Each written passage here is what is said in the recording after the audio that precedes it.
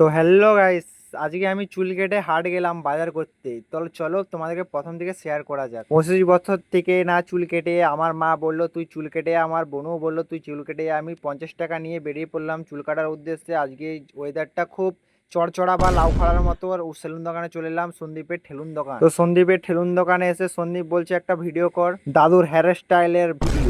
এটা হচ্ছে সেলুন দোকানের সন্দীপ। এই ছেলেটা খুব সুন্দরভাবে চুল কাটে, কেউ কাটতে চাইলে আমার সাথে যোগাযোগ করো, কন্ট্রাক্ট আমি করে দেবো। ফাইনালি আমার চুল কাটা হয়ে গেছে, আমি ঘরের দিকে রওনা দিলাম হাট যাবো বলে। বাড়ি ফেরার পথে দেখলাম কাকি করে চা করেছে, আমি হালকা করে ঝাঁপিয়ে দিলাম। বাড়িতে এসে পা হাত ধুয়ে বেরিয়ে পড়লাম হাটের উদ্দেশ্যে। আমার কেটিএম ডিউকটাকে দেখতেই পাচ্ছ, এই সস্তার কেটিএম কে নিয়ে বেরিয়ে পড়লাম হাটের উদ্দেশ্যে। হাটে এসে চাবি লাগিয়ে বেরিয়ে পড়লাম হাট করবো বলে। হাটে এসে প্রথমে আমি নিলাম পেঁয়াজ, তারপর নিলাম টমেটো, তারপর শসা, গাজর নিলাম, তারপরে লাস্টের দিকে কুঁদরি নিলাম। কুঁদরি নেওয়ার পর বাড়ির দিকে রওনা দিলাম। আমি আমার সস্তার কেটিএমটাকে চালু করলাম, চালু করার পর বাড়ির দিকে রওনা দিলাম। ফাইনালি আমি বাড়ি চলে এসেছি। যদি ভিডিওটা একটু কোনো ভালো লাগে তাহলে লাইক কমেন্ট শেয়ার করে দিও।